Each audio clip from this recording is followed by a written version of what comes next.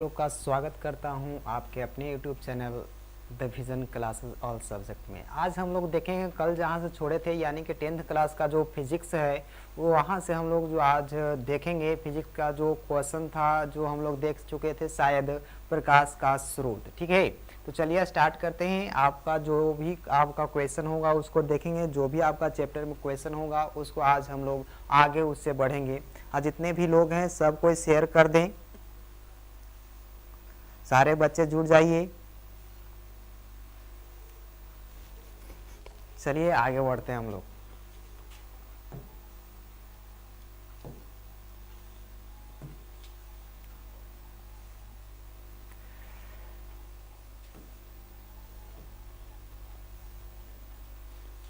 चलिए, शायद हम लोग कल यहाँ तक देख चुके थे। ठीक है, अब जो बात करेंगे कि हम लोग इससे आगे बढ़ेंगे। जैसा कि हम लोग प्रकाश स्रोत के बारे में जान चुके थे और इससे आगे हम लोग आज चलेंगे। ठीक है, तो चलिए आगे बढ़ते हैं और इससे आगे बढ़ करके हम लोग देखेंगे कि अगला जो प्रश्न है उसको देखेंगे। तो जो आपको देख चुके थे कि प्राकृतिक प्रकाश स्रोत क्या होता है, मानव निर्मित प्रकाश स्रोत क्या होता है।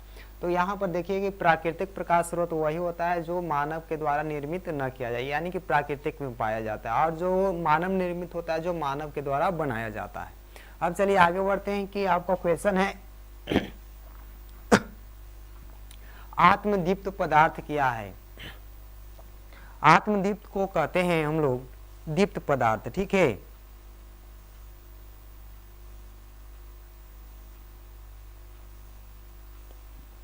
दीप्त पदार्थ क्या होता है जो देखिए,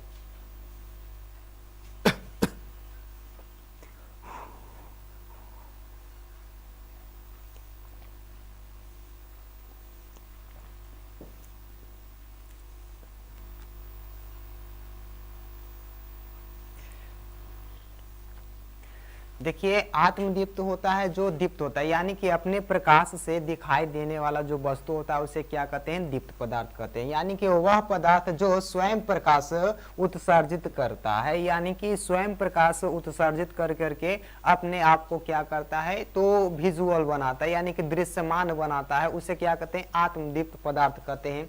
तो यहाँ पर वही बात है कि वह पदार्थ जो स्वयं प्रकाश उत्सर्जित करते हैं उसे क्या कहते हैं, आत्मदीप्त कहते हैं, या तो इसे दीप्त पदार्थ भी कहते हैं, या तो ल्यूमिनियस जो आपका क्या है, तो यहाँ पर ल्यूमिनियस पदार्थ है, यानी पदार्थ का मतलब कि आपका क्या होता है, तो यहाँ ऑब्जेक्ट हो जाएगा ल्यूमिनियस ऑब्जेक्ट। ठीक है, जैसे कि यहाँ पर देखिए आपका क्या है, तो तारे हैं, यहाँ पर सूर्य है, दीपक है, इत्यादि है, आपका क्या हो जाएगा, ढिबरी, ललटेन, मोमबत्ती, ये सब जितने भी आपका क्या होता है जो अपने प्रकाश से दिखाई देते हैं उसे क्या कहते हैं, दीप्त पदार्थ कहते हैं, या तो आत्मदीप्त पदार्थ कहते हैं। ठीक है, जैसा कि आप लोग इसका जो एग्जाम्पल में आप लोग देख रहे हैं, तारे हैं, सूर्य हैं, दीपक है, तो इसका आप लोग क्या कर सकते हैं, तो इसका एक इमेज भी देख सकते हैं। यहाँ पर आपको दिखाई दे रहा होगा मोमबत्ती है, ये ट्रैफिक लाइट है, यहाँ पर देखिए आपका क्या है, टॉर्च है, बिजली से जलता हुआ बल्ब है, गाड़ी का अग्रदीप है, ये सारे क्या होते हैं, तो आत्मदीप्त होते हैं, मतलब स्वयं के प्रकाश से दिखाई देने वाले वस्तु होते हैं।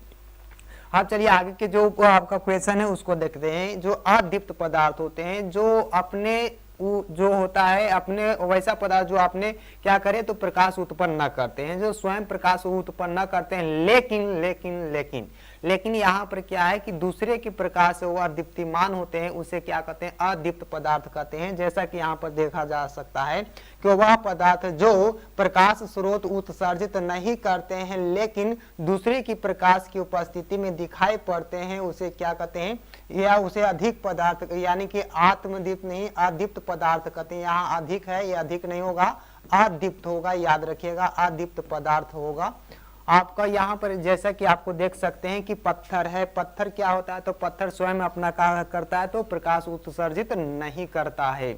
अब यहाँ देखिए कि कुर्सी है, चंद्रमा है, टेबल है, ये सब क्या होते हैं, तो स्वयं का जो प्रकाश उत्सर्जित नहीं करते हैं लेकिन दूसरे के प्रकाश से यह स्वयं क्या होते हैं, दिखाई देने लगते हैं, यानी कि दृश्यमान हो जाते हैं। ठीक है, अब चलिए आगे के जो, जैसे कि आपको इसका एग्जाम्पल दे सकते हैं, यहाँ पर आपका चेयर है यानी कि कुर्सी आपका क्या होता है, तो अपना प्रकाश उत्पन्न नहीं करता है, लेकिन दूसरे के प्रकाश में यह क्या होता है, दीप्तिमान हो जाता है, दिखाई देने लगता है। जैसा कि यहाँ पर देख सकते हैं आपका क्या है, तो लकड़ी है, एक कोयला है, ये सब क्या होते हैं, दीप्तिमान होते हैं दूसरे के प्रकाश से।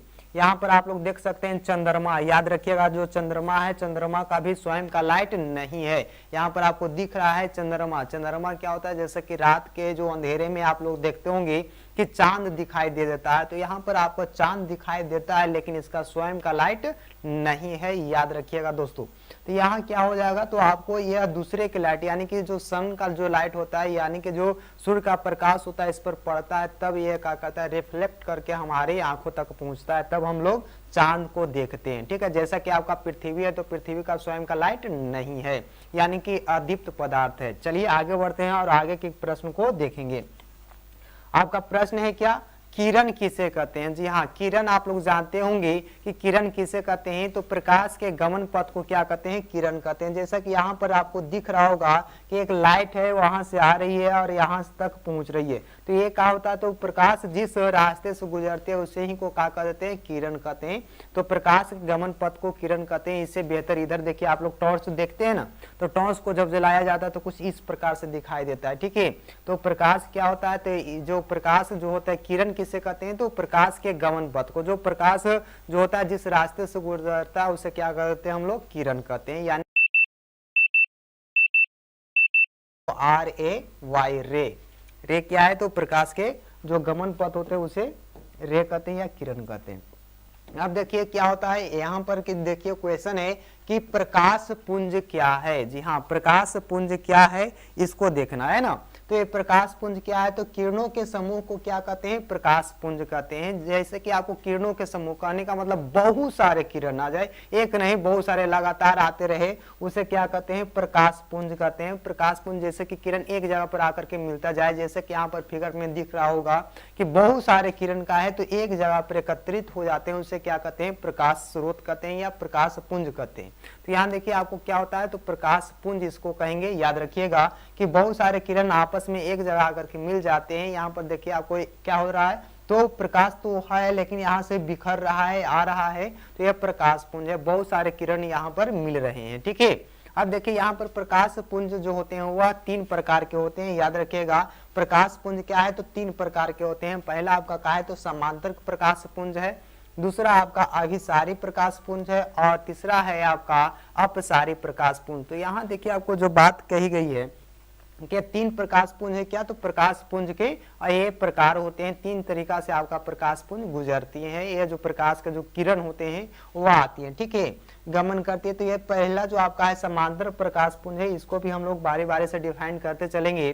तो यहाँ देखिए आपका क्या है, तो प्रकाश पुंज है समांतर। ठीक है, तो चलिए समांतर प्रकाश पुंज को देखेंगे। तो समांतर प्रकाश पुंज क्या होता है, जो देखिए समांतर प्रकाश पुंज क्या है, तो जिस प्रकाश पुंज के सभी किरणें समांतर होती है उसे क्या कहते हैं, समांतर प्रकाश पुंज कहते हैं। कहने का मतलब जो प्रकाश का जो किरण है वह जो आपको कहा हो एक दूसरे के समांतर हो, जिसे ठीक इस प्रकार से है ना, ये जो आपका प्रकाश का जो किरण है वह एक दूसरे के समांतर होते हैं, उसे क्या कहते हैं, आपका समांतर प्रकाश पुंज कहेंगे। याद रखिएगा, जैसा कि यहाँ पर आप लोग फिगर देख सकते हैं इसका कि आपका क्या है, तो यह प्रकाश पुंज है, यानी कि किरण का जो आपका किरण देख रहे हैं, एक किरण दो किरण तो एक सभी का है, तो एक दूसरे के समांतर है। ठीक है, अब चलिए आगे बढ़ते हैं और अगले प्रश्न को देखेंगे। अगला जो प्रश्न है, अभिसारी प्रकाश पुंज किसे कहते हैं। अभिसारी, अभिसारी का मतलब होता है एक जगह पर आकर के मिलना। ठीक है, तो यहाँ देखिए आपको एक जगह पर आकर के मिलना क्या कहलाता है, तो एक जगह पर जो आपको प्रकाश की जो किरण है वह एक बिंदु पर आकर के मिलती है, ठीक इस प्रकार से। ठीक है,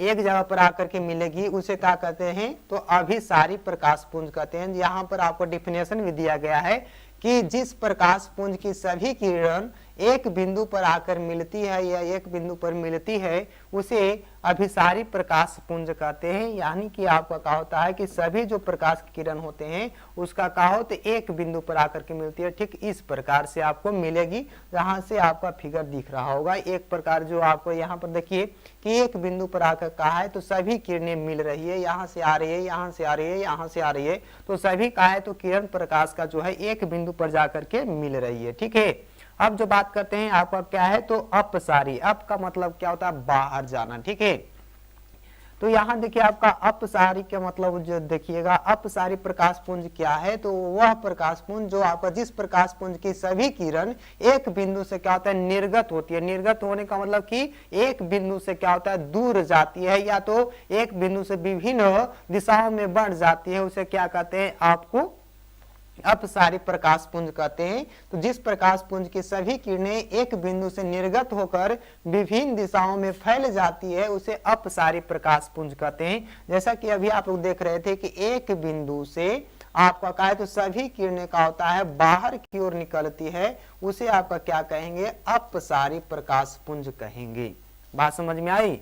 और यहाँ पर अभी आप लोग देखे थे अभिसारी। अभिसारी में क्या था तो प्रकाश की सभी किरणें एक बिंदु पर आकर मिल रही थी। ठीक है, यहाँ पर फिगर जो आपका थोड़ा सा डिफरेंट है। यहाँ देखिए तीर का जो निशान है वह बिंदु की ओर है, लेकिन यहाँ पर देखिए यह बिंदु से बाहर की ओर जाती हुई नजर आ रही है। तो बाहर जाएगा तो अपसारी और बिंदु के पास आएगा तो अभिसारी। जैसा कि यहाँ पर फिगर देख सकते हैं तो यह डाइवर्जेंट बीम ऑफ लाइट होता है। तो यहाँ देखिए आपको कहा है तो सभी किरणें कहा है तो यहाँ से बाहर निकल रही है। ठीक ना, यहाँ देखिए सभी तीर जो है आपका प्रकाश की जो किरण है वह क्या है तो एक बिंदु से दूर जा रही है, फैल रही है। अब चलिए आगे बढ़ते हैं, अगले प्रश्न को देखेंगे। यहाँ पर आपको समझ में आ रही है, अगर ना समझ में आए तो जरूर कमेंट करेंगे।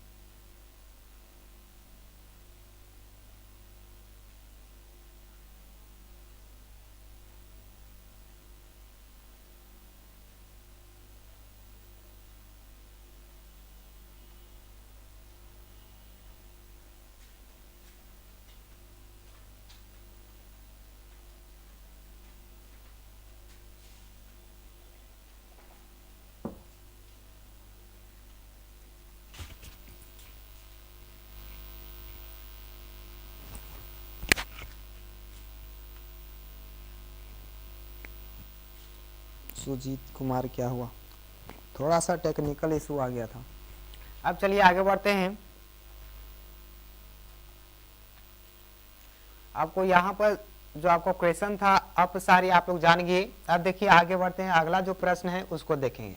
क्वेश्चन है पारदर्शी पदार्थ क्या होता है। जी हाँ, पारदर्शी का मतलब क्या होता है, जिसमें क्या होता है, जो देखिए कि जिसमें क्या होता है कि प्रकाश पूरा पूरा पार कर जाए, वैसा जो पदार्थ जिसमें प्रकाश आर पार करे, मतलब जब उस पर प्रकाश पड़े तो वह क्या करे, प्रकाश को रोके नहीं, सीधा वह क्या कर दे, पार करने दे, ठीक ना, उसे पारदर्शी पदार्थ कहते हैं। यहाँ पर देखिए वही आपका डेफिनेशन भी है कि जिन पदार्थों से प्रकाश होकर पूर्ण रूपेण गमन करती है या आर पार निकल जाती है उसे क्या कहते हैं, पारदर्शी पदार्थ कहते हैं। जैसा कि आप लोग देखते होंगे प्रकाश जो गमन करती है, जैसा कि निर्वात में आपका क्या होता है, तो प्रकाश गमन कर जाती है, पानी में आपका क्या होता है, प्रकाश गमन कर जाता है, मतलब कि आर पार कर जाता है। यहाँ पर देखिए कांच जो होता है, कांच में भी प्रकाश आर पार करे जाते हैं, ठीक ना। तो यहाँ पर भी आपका क्या हो जाएगा, जैसे कि कांच है, पानी है, हवा है, ये सब क्या, तो इसमें प्रकाश आर पार कर जाते हैं। जैसा कि आप लोग देख सकते हैं यहाँ पर आपका क्या है, तो एक फिगर दिख रहा होगा, गिलास है ना। गिलास में क्या होता है, तो गिलास का जो कांच होता है, कांच में भी प्रकाश आर पार कर जाएंगी इस तरफ से उस तरफ। यहाँ पर देखिए पानी है, पानी में भी आपका क्या होता है, प्रकाश पार कर जाते हैं, ठीक ना। तो जिस पदार्थ में प्रकाश पार कर जाते हैं उसे क्या कहते हैं, पारदर्शी पदार्थ कहते हैं, ठीक है। अब चलिए आगे बढ़ते हैं, यहाँ पर आपको कोई कंफ्यूजन ना होगा। अब देखिए अगला जो प्रश्न है उसको देखिए।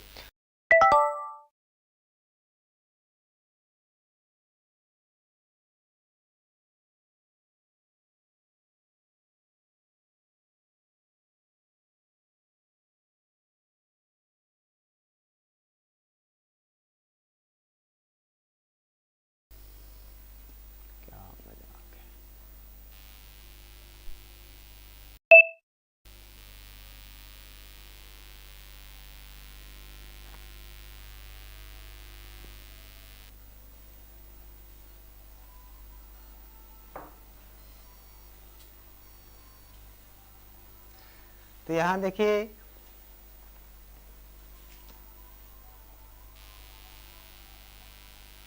थोड़ा सा आपको कट रहा होगा, कैमरा को ठीक करते हैं।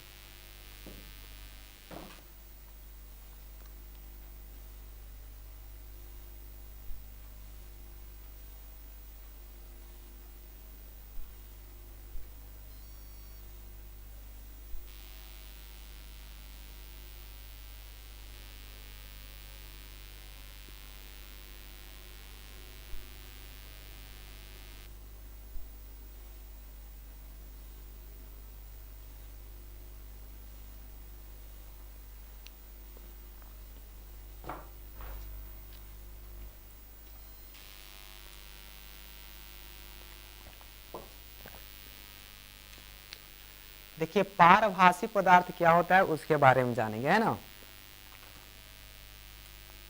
तो पारभासी पदार्थ वह पदार्थ होता है जिसमें प्रकाश जो है थोड़ा थोड़ा पार करता है, यानी कि आधा पार करता है, आधा रोक ली जाती है, उसे पारभासी पदार्थ कहते हैं। तो यहाँ पर भी वही बात है कि जिन पदार्थों से होकर प्रकाश का कुछ अंश बाहर निकल पाता है उसे क्या कहते हैं, आपको पारदर्शी पदार्थ कहते हैं। जैसे कि देखिए घिसा हुआ कांच है, गंदा पानी है, तेल से भींगा हुआ कागज है, सूती कपड़ा है, ये सब क्या होते हैं, तो प्रकाश को कुछ भाग को पार करने देते हैं और कुछ भाग को क्या करते हैं, रोक देते हैं। इसे कहते हैं पारदर्शी या पारभासी पदार्थ, ठीक है। अब चलिए आगे बढ़ते हैं। यहाँ पर क्वेश्चन आपको पता चल गया होगा, नहीं तो यहाँ पर देखिए आपका एक पिक आपको दिखाई दे रहा होगा, जैसा कि यहाँ से तेल से लगा हुआ कागज होता है, यहाँ पर देखिए घिसा हुआ कांच या गंदा जो पानी होते हैं, इसमें क्या होता है कि आपको प्रकाश को रोका जाता है, ठीक है। यहाँ पर आप लोग देखिए सूती कपड़ा होता है, उसको लाइट के सामने रख दिया जाए तो वहां से थोड़ा थोड़ा पार करेगा प्रकाश, ठीक है। तो उसे कहते हैं पारभासी पदार्थ। जैसा कि यहाँ पर आप लोग कांच को भी पूरा घिस दीजिएगा तो वो प्रकाश को पूरा पूरा पार नहीं करने दिया जाता है, उसे रोक दिया जाता है, ठीक है। अब चलते आगे बढ़ते हैं, अगला जो क्वेश्चन है उसको देखेंगे। क्वेश्चन है अपारदर्शी, यानी कि प्रकाश उसमें क्या होता है, तो पार नहीं करने दिया जाता है उससे। तो यहाँ देखिए पारदर्शी अपारदर्शी पदार्थ किसको कहते हैं, जिससे जो क्या हो प्रकाश पार न करने या तो कह सकते हैं कि प्रकाश को पूरा पूरा रोक दिया जाए या तो विरोध कर दिया जाए, तो उसे क्या कहते हैं, आपको अपारदर्शी पदार्थ कहते हैं। जैसे कि यहाँ पर देखा जाए डिफिनेशन भी है, जिन पदार्थों से होकर प्रकाश बाहर नहीं निकल पाती है उसे क्या कहते हैं, अपारदर्शी पदार्थ कहते हैं। जैसे कि यहाँ पर आपको दिख रहा होगा, जैसे में आपका क्या है कि पत्थर है, लोहा का जो चदरा होता है, दीवार होता है, ये सब क्या होते हैं, तो इसमें जो लकड़ी है, तो ये सब क्या होता है, प्रकाश को पार नहीं करने दिया जाता है इसमें। जैसा कि आपको करने दिया जाता नहीं, बल्कि कह सकते हैं कि इसमें पार होता ही नहीं है ना। जैसे कि दीवार है, तो दीवार में क्या होता है कि वह पार नहीं कर पाता है लाइट। और यहाँ पर आपका क्या होता है, लोहा का चदरा होता है, ये आपका क्या होता है, पत्थर होते हैं, पत्थर में भी प्रकाश पार नहीं कर पाते हैं। ठीक है, जैसा कि यहाँ पर आप लोग पीछे फिगर देख रहे होंगे, पत्थर होता है, तो पत्थर में आपका क्या होता है, प्रकाश पार नहीं कर पाते हैं। चलिए आगे बढ़ते हैं। आगे का क्वेश्चन है उसको देखिएगा कि छाया, जी हाँ, छाया क्या होता है जिसके बारे में देखिए। छाया आप लोग जानते होंगे, इसको अंग्रेजी में जानते हैं कि शैडो कहते हैं ना। और छाया वह होता है कि आपको मरते दम तक कभी छोड़ता पीछा नहीं है। तो यहाँ देखिए, छाया वह होता है जो प्रकाश के गमन पथ पर जब अपारदर्शी वस्तु रख दी जाती है तो प्रकाश उस अपारदर्शी वस्तु से को पार नहीं कर पाता है और उसके जो पीछे क्या होता है, एक शैडो बन जाता है। आप लोग जानते हैं, जो एक चित्र बनता है, छाया बनता है, उसी को क्या कहते हैं, छाया कहते हैं। जहां पर अंधेरा हो जाता है उसे छाया कहते हैं। यहाँ पर याद रखिएगा, जैसा कि आप लोग सभी व्यक्ति के जो छाया बनते हैं, जो भी वस्तु होते हैं, उसके जो अपारदर्शी होते हैं, जिस वस्तु को आपको क्या कर दिया जाए, तो लाइट के सामने रख दिया जाए तो क्या होता है, उसके पीछे अंधेरा हो जाता है, उसी को क्या कहते हैं, शैडो कहते हैं, यानी कि छाया कहते हैं। जैसा कि यहाँ पर आपको दिख रहा होगा, यहाँ पर आपको दिखाई दे रहा होगा, जैसा कि आप लोग को बता दिया जाए।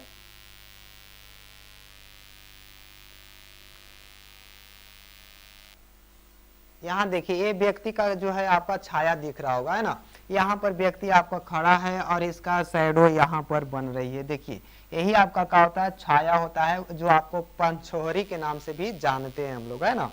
अब चलिए आगे बढ़ते हैं और अगले प्रश्न को भी देखते हैं।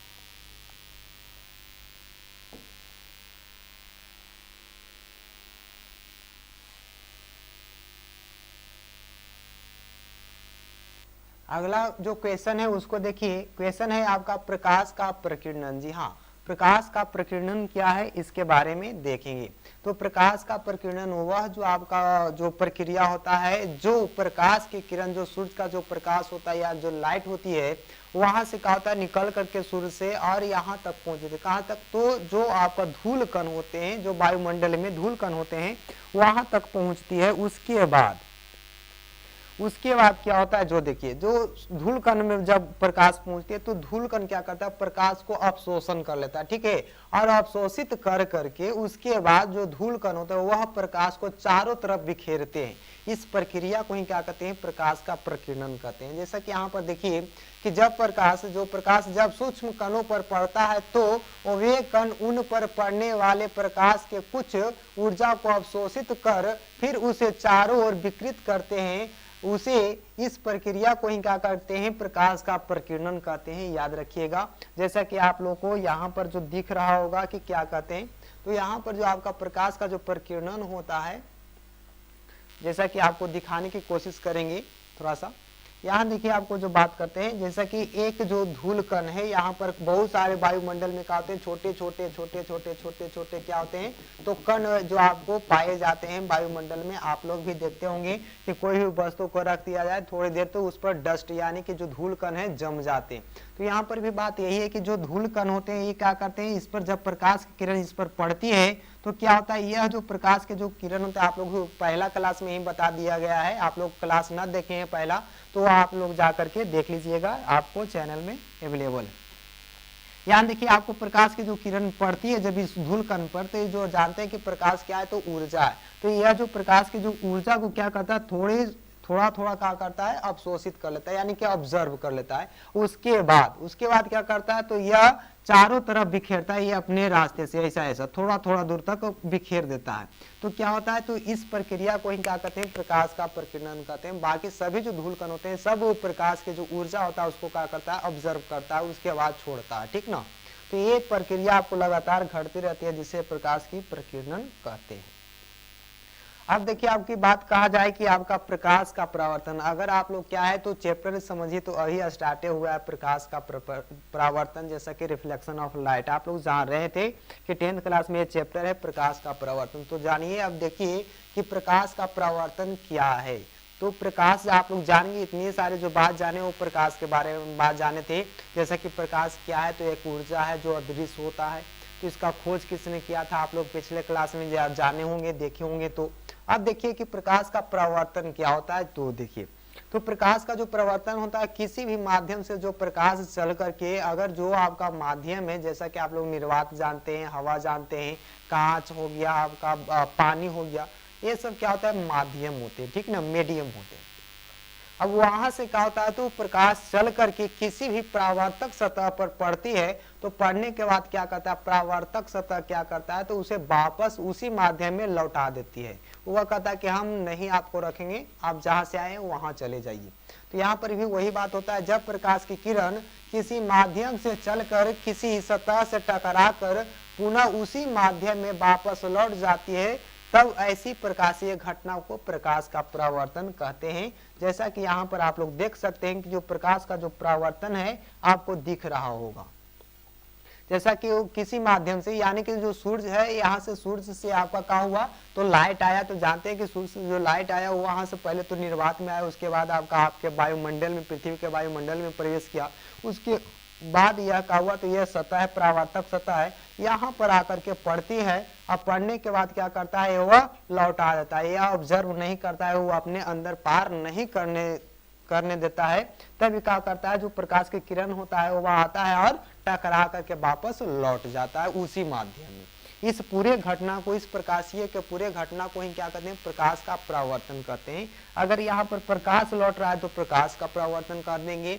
अगर यहाँ से ध्वनि आपका क्या होगा, टकरा करके जाएगा, उसे ध्वनि का परावर्तन कहेंगे।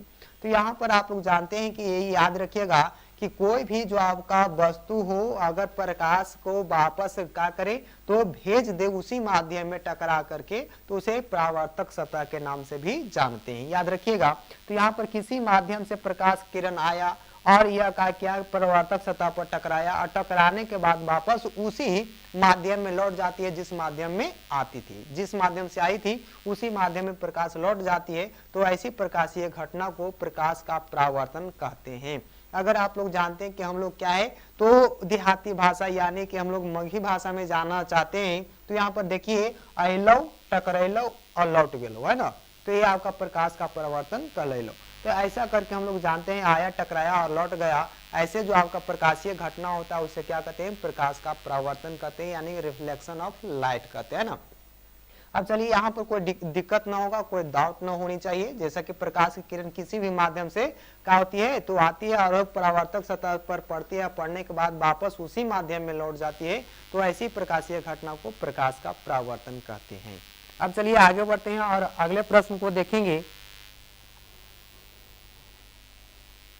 अब यहाँ पर जो देखिए आपका जो प्रश्न है उसको देख सकते हैं, परावर्तक सतह क्या है। जी हाँ, जो अभी हम लोग देखे पूरे प्रक्रिया को, जो आपको जो प्रकाश को पूरा जो का किया, लौटा दिया, तो ये पूरे प्रक्रिया में आपका सबसे बड़ा जो हाथ था वह परावर्तक सतह का था, ठीक है। अगर ये परावर्तक सतह बेईमान होता तो ये कुछ रख लेता। आज जानते हैं कि दुनिया में क्या होते हैं, तो ईमानदार अच्छे आदमी को ढूंढने पर भी नहीं मिल पा रहा है। अगर कितनों ढूंढिएगा तो आपको खोजना बहुत मुश्किल हो गया, ठीक है।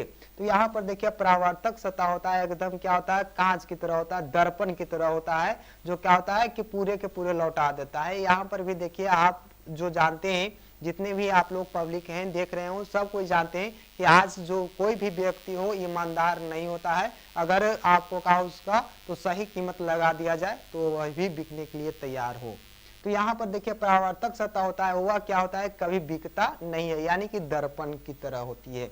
परावर्तक सतह क्या होता है, जो देखिए प्रकाश के जिस सतह से टकरा करके अपने ही माध्यम में लौटता है उसे क्या कहते हैं, परावर्तक सतह कहते हैं। प्रकाश जिस सतह से टकरा करके अपने माध्यम में लौट जाता है उसे क्या कहते हैं, परावर्तक सतह कहते हैं। यानी कि वह क्या करता है, एक भी उसका जो पार्ट होता है उसको नहीं रख पाता है। प्रकाश जो किरण आती है वो टकराता है उस पर और कहता है कि भैया इला है, हाथ जोड़ते हैं, आप उसी रास्ते से लौट जाइए, आपका यहाँ पर कोई काम नहीं है।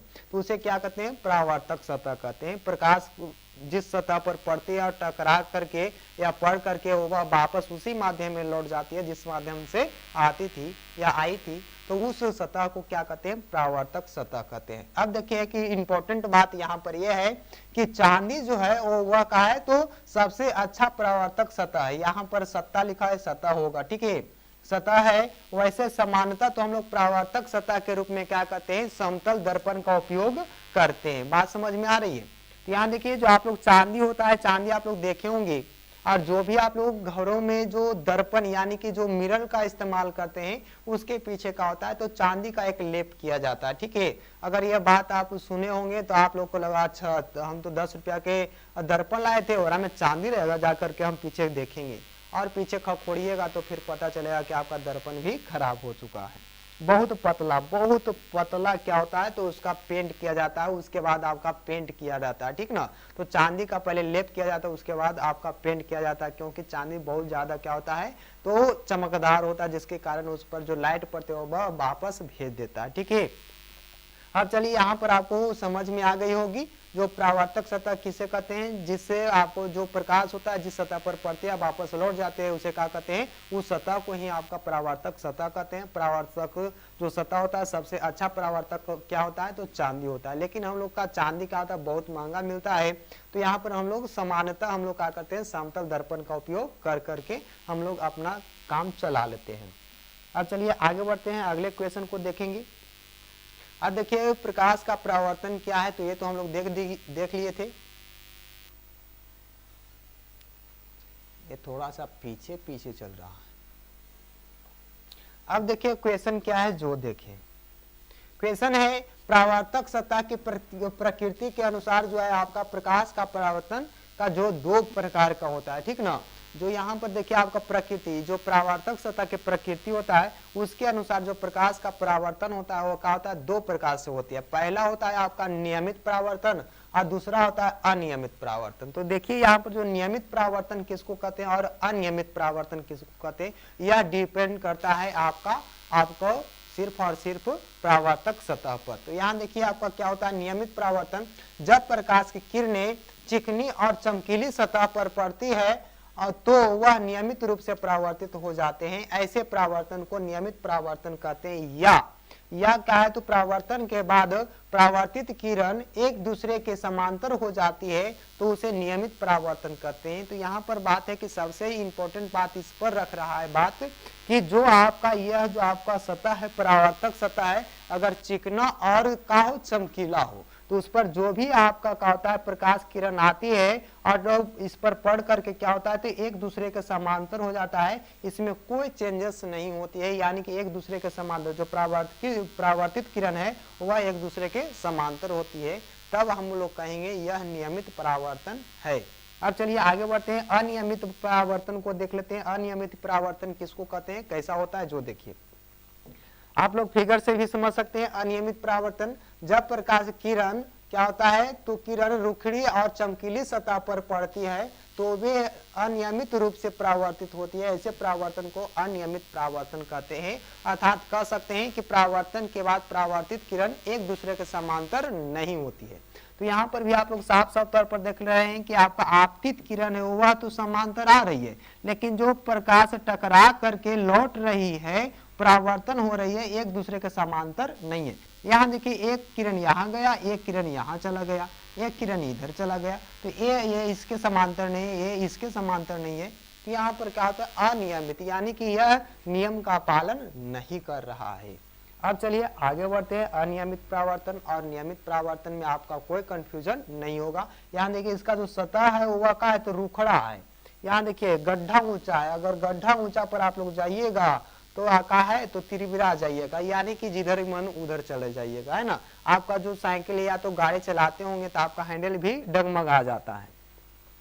अब यहाँ देखिए आपका बात है कि यही आपका कहा है तो रूखड़ी सतह है, लेकिन यह चमकीला है, प्रकाश का परावर्तन को कर देता है, लेकिन ये प्रकाश की परावर्तन होता है, लेकिन यह क्या होता है नियमित परावर्तन नहीं हो पाता है, कभी प्रकाश इधर तो कभी प्रकाश इधर हो जाता है, जिसे हम लोग अनियमित कहते हैं। ठीक है, अब देखिए आपका क्वेश्चन है जो देख लीजिए, क्वेश्चन यहाँ से आपको पूछे जाते हैं जो आपका समतल दर्पण से प्रकाश का परावर्तन, यहाँ पर क्वेश्चन है समतल दर्पण से प्रकाश का परावर्तन। समतल दर्पण आप लोग देखे होंगे जिसका परावर्तक सतह का हो एकदम समतल हो, बराबर हो, एकदम लाइन में हो।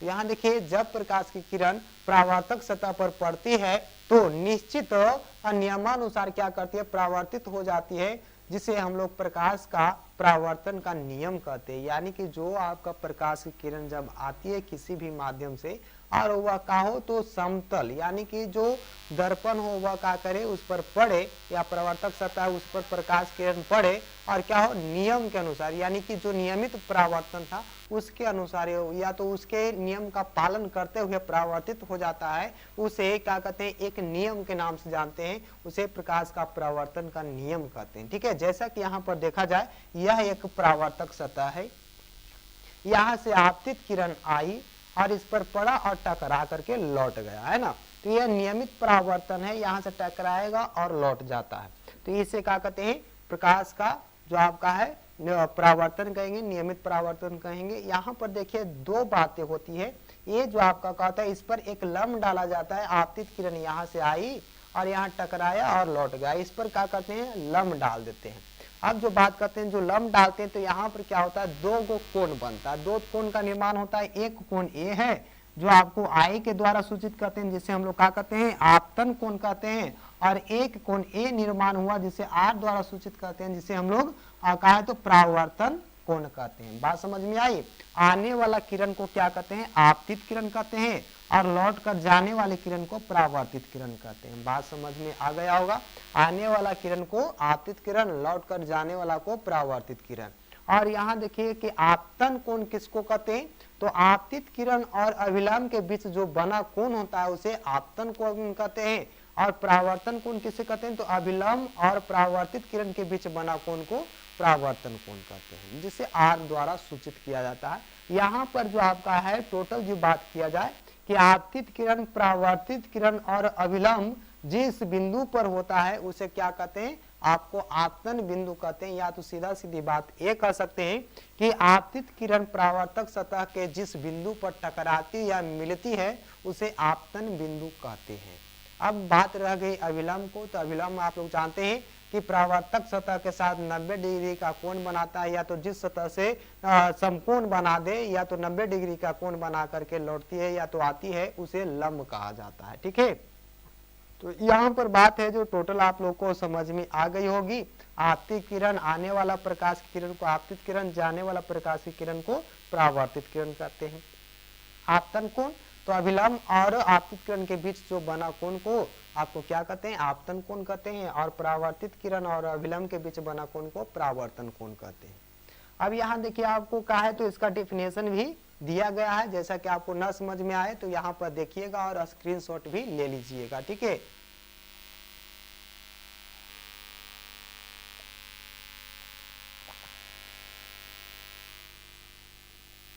अब देखिए बात करते हैं आपतित किरण किसको कहते हैं, तो परावर्तक सतह की ओर आने वाले प्रकाश की किरण को क्या कहते हैं आपतित किरण कहते हैं। यहाँ पर जैसा कि दिख रहा होगा परावर्तक सतह की ओर आने वाली प्रकाश की किरण को क्या कहते हैं आपतित किरण कहते हैं। और यहाँ देखिए आपतन बिंदु का क्या है, तो आपतन बिंदु देखिए कि दर्पण के सतह पर स्थित वह बिंदु जहां आपतित किरणें पड़ती है उसे आपतन बिंदु कहते हैं, जैसे कि अभी जस्ट लाइक अभी मैं बतलाया था। यहाँ देखिए परावर्तित किरण किसको कहते हैं, वह किरण जो दर्पण के परावर्तक सतह से टकरा कर वापस लौट जाते हैं उसे परावर्तित किरण कहते हैं। यहाँ देखिए अभिलंब किसको कहते हैं, तो आपतन बिंदु से खींची गई वह रेखाखंड जो परावर्तक सतह के साथ समकोण बनाती है, यानी कि समकोण कहने का मतलब 90 डिग्री का कोण बनाती है। आप लोग जानते होंगे समकोण का मतलब क्या होता है 90 डिग्री का कोण, तो 90 डिग्री का एंगल बना करके जब आती है तो उसे क्या कहते हैं अभिलंब कहते हैं। याद रखिएगा, इसको अंग्रेजी में नॉर्मल कहते हैं। और इसको एन के द्वारा सूचित किया जाता है। और यह जो अभिलंब होता है कोई किरण नहीं होता है, कोई रे नहीं होता है, याद रखिएगा। अब चलिए आगे बढ़ते हैं। अब यहाँ देखिए कि आपतन कोण किसको कहते हैं और परावर्तन कोण किसको कहते हैं। तो आप लोग को बात समझ में आ रही है तो बहुत बढ़िया है, ना आ रही है तो कमेंट करिएगा। यहाँ देखिए आपतन कोण क्या है, तो आपतित किरण एवं अभिलंब के बीच बनने वाले कोण को क्या कहते हैं, आपतन कोण कहते हैं। जैसा कि जस्ट लाइक यहाँ देखिए आपको ये आपका अभिलंब है, ये आपतित किरण है, तो इसके बीच में जो कोण बना है उसे आपतन कोण कहते हैं। इसे आई के द्वारा सूचित किया जाता है। और परावर्तन कोण क्या होता है, तो परावर्तित किरण और अभिलंब के बीच जो आपतन बिंदु पर बनने वाला कोण होता है उसे परावर्तन कोण कहते हैं। जो आपका अभिलंब ए है और परावर्तित किरण ए है, यहाँ पर जो आपका कोण बना उसे परावर्तन कोण कहते हैं। यहाँ पर देख सकते हैं इसे आर के द्वारा सूचित किया जाता है। अगर यहाँ तक आपको बात समझ में आई तो आज के लिए इतना ही, फिर मिलेंगे अगले क्लास में, तब तक के लिए जय हिंद।